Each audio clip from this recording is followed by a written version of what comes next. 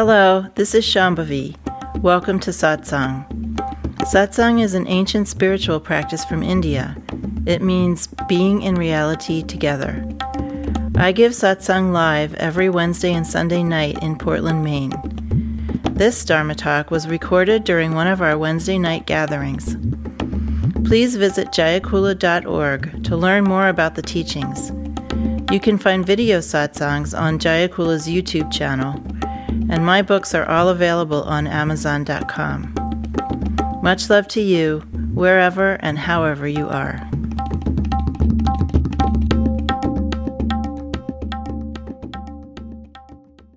Lots of words enter cultures from other cultures, right? And one of the words that entered our culture from the Sanskrit language is karma. And there are lots of actually other words. There's even a website of Sanskrit words that have made their way into English. It's kind of interesting to look at. The word karma means activity, but specifically it means bound activity, unfree activity. We don't know that though, because we talk about good karma and bad karma. And I even saw once in a window of a Gap in a mall somewhere, get good karma, buy our clothes or something like that. I can't remember exactly what it said, but it was ridiculous. So bound means bound to repeat itself. It means having momentum in time. It's very easy to understand. People think karma is a mysterious idea if they even think about it at all, but it's not actually all that mysterious. You have various habits in your life. You have habits of emotion, you have habits of physical activity, you have habits of thinking, habits of relating, all kinds of habits. Mainly you're like 82% habit. And those habits are an aspect of your experience in linear time. And they actually have energy. And how do you know that they have energy, that they have momentum? Is because when you try to change one of them, it's hard. Sometimes it's just like putting the brake on in your car. It's not so hard. But other times it's like standing in front of a speeding train. So some habits have more momentum and other habits have less. But in any case, they are all of those habits are part of our conditioning. We are conditioned to respond in certain ways. And the idea of spiritual practice is that we would become less conditioned, that we wouldn't respond all the time in these stale, habitual ways, that we would be in the freshness of circumstance and respond in relationship with an alive circumstance, not just with some old pattern that's propelling us along. Now, these karmas are, some of them we know about, some of them we sort of know about now and then, when we get forced into recognizing this pattern, and other patterns we aren't aware of at all.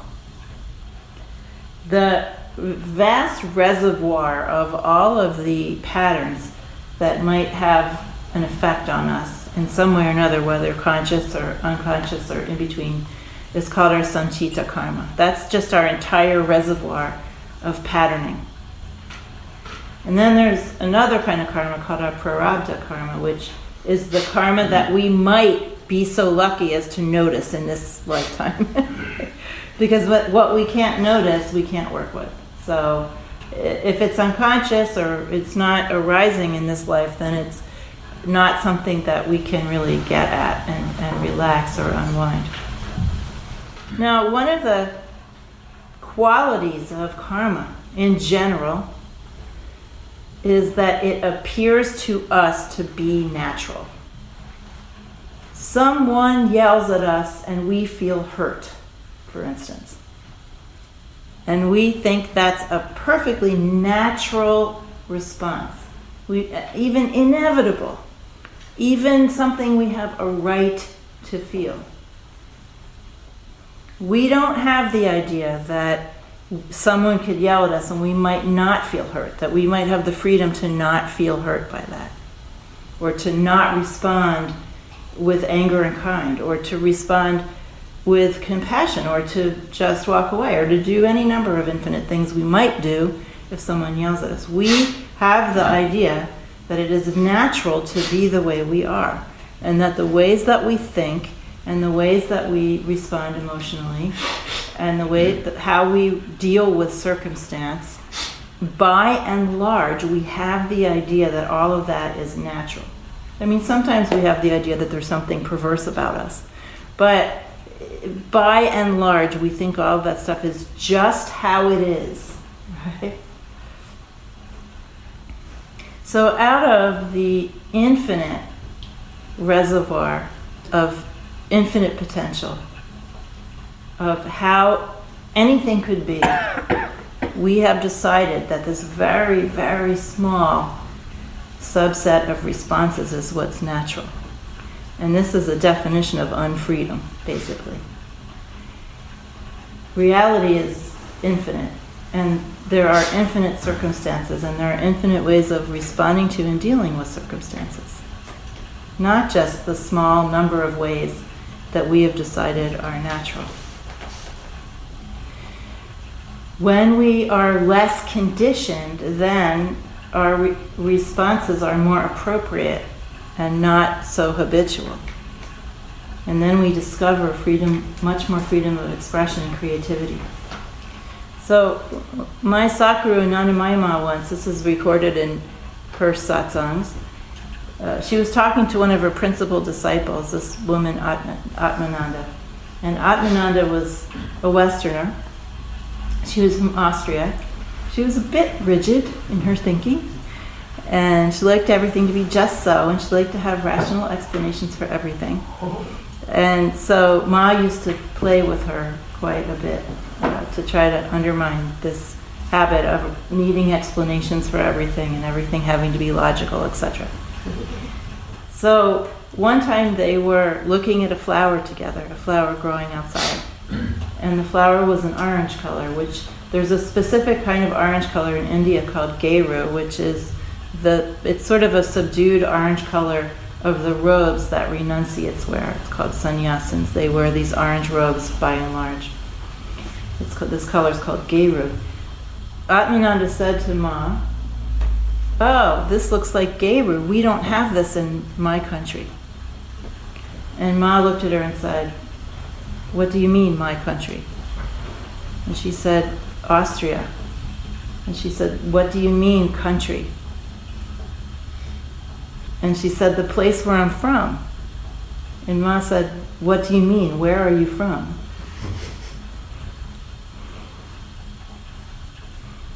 So right now, we are in a circumstance where we don't have as much opportunity to have naturalized, to have a natural feeling about who we are as a country and where we're going. I've talked about in satsangs before about something called denaturalization, or cognitive estrangement, or cognitive dissonance. These are all terms that come from literary theory. So I've finally dragged something from my former life into this circumstance. It's very useful, these terms, denaturalization, cognitive dissonance, and cognitive estrangement. It means when something you assumed was natural, right, true, obvious, and inevitable suddenly becomes not that, right? So something you didn't pay a lot of attention to because it was natural, right, and inevitable, now suddenly it all feels kind of shaky and strange. And so this is something I've talked about before, that as we're going through our lives as practitioners, our habits that seemed natural and true and inevitable and right and justified and logical and rational and blah, blah, blah, have to all seem unnatural at some point. We have to feel that feeling that what we just took for granted actually doesn't have to be that way.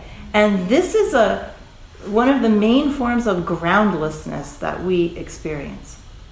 I have many students, and because we're all human, turns out, who have been through various traumas, myself included.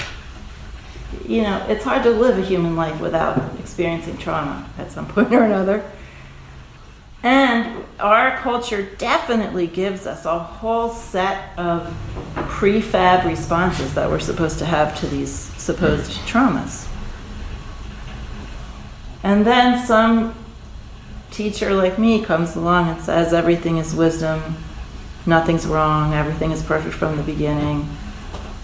Look at you could respond to this differently if you felt like it.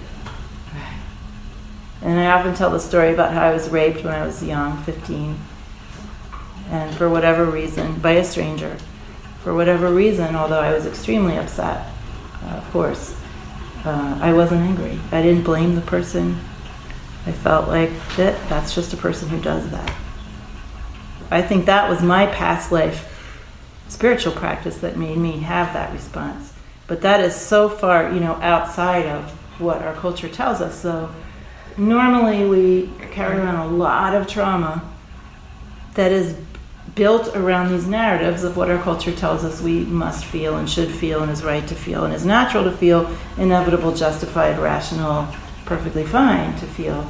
And there we are suffering our whole lives because of these traumas and that are built on these narratives, scaffolding of these narratives. If you began to look at your own so-called negative experiences and you had been practicing for a while and you began to see that they all have wisdom in them, that they're all normal parts of life and that no one was actually victimizing you personally and that it's okay, basically. It's painful, but it's okay. You would go through a sort of unsettled, ungrounded period, right? What was up is now down and what was left is now right, and you don't have your bearings and you lose your reference points, right? Because these stories that we tell about ourselves are reference points. As our stories we tell about our families.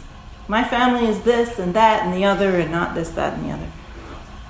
Stories we tell ourselves about relationships. We accrue all of these reference points. And then when we experience this denaturalization or this cognitive estrangement, because we realize that life is wide open. There are no predefined, pre-described ways anything has to be at all, ever. But we kind of learn this in little bites, right, as we go along. So the same goes for a country. A country. Right. Definitely, if you are like I am a little bit, maybe you've had snuck in there somewhere a little empire orientation to the United States of America. You thought maybe it was always going to be a democracy. Or even if you complained about it being an oligarchy, like Jimmy Carter, the much maligned but now much beloved ex-president, who he was the first one to say, we no longer have a democracy, we have an oligarchy. That means a country ruled by the wealthy. Even if you ran around saying it was an oligarchy, you still never thought we were going to get to this point. Right? Where basically, as I said the other week, it's like someone took our jigsaw puzzle and threw it up in the air and the pieces haven't landed yet. I feel we don't know where the pieces are going to land, and there's this tremendous opportunity to experience groundlessness, the denaturalization of our entire idea of where we live, where we're going, this collective denaturalization, collective loss of reference points, and groundlessness. And this is certainly not just an idea. I mean, I'm using fancy literary terms, but it isn't that. It's an actual feeling in your body, right? When you think about, oh my God, here I thought it was all about Star Trek, marching on, okay, back and forth a bit, but I thought we were like progressing here, right? We were all going to have solar panels and electric self-driven cars and Now we're like, have someone who may be president talking about like restarting coal power and building walls, and he sort of dropped that for the time being because he's so addicted to people being nice to him that now that President Obama is being nice to him, that's his thing. He's like on the drip feed of nice. Just be nice to me. This guy, so narcissistic. Anyway, what does it mean that we have someone like that headed toward the White House? Right. And we have a country in turmoil and at odds with each other, and the whole very definition of who we are is up for grabs. I mean, I think we can feel that. It's not just an idea. And what I would like everybody to do, who's my student, and even if you aren't, feel free to join in, is to really feel that groundlessness. Stop writing all the stuff on Facebook for a minute, which I am totally guilty of.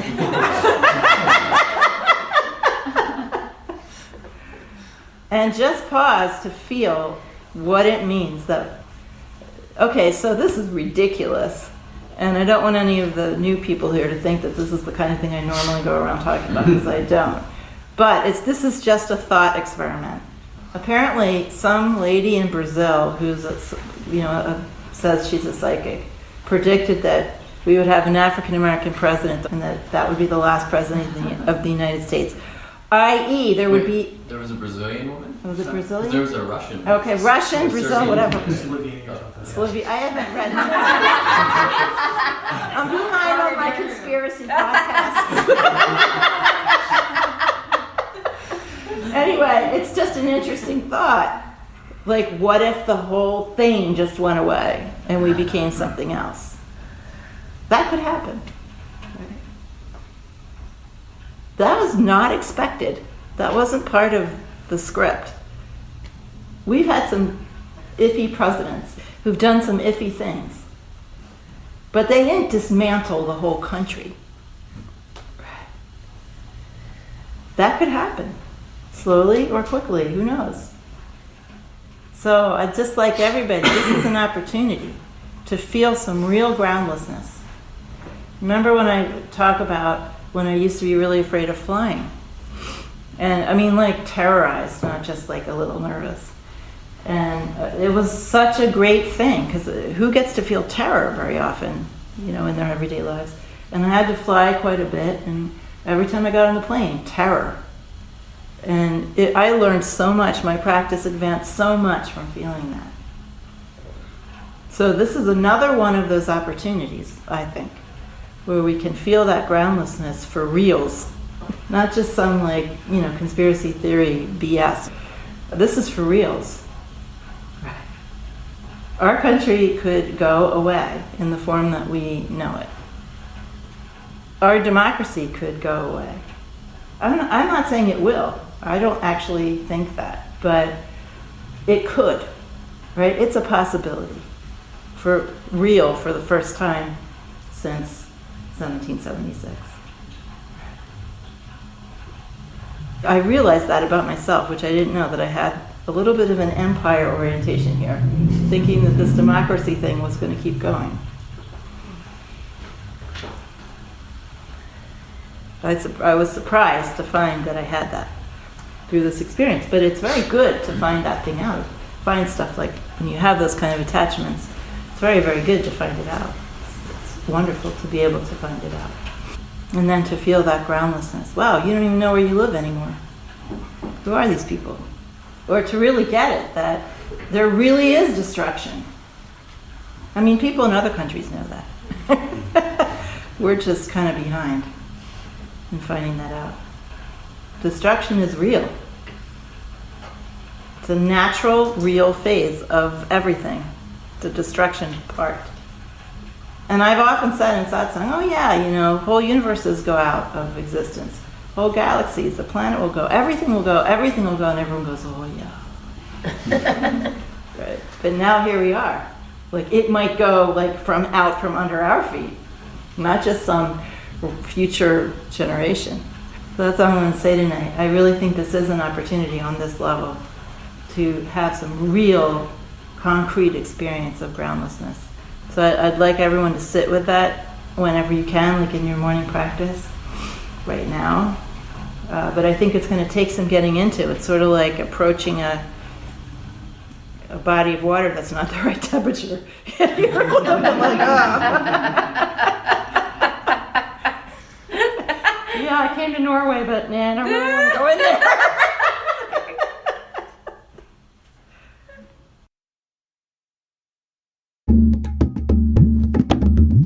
Jayakula is a nonprofit community offering opportunities to learn and practice in the direct realization traditions of Trika Shaivism and Dzogchen. We are based in Portland, Maine and Portland, Oregon.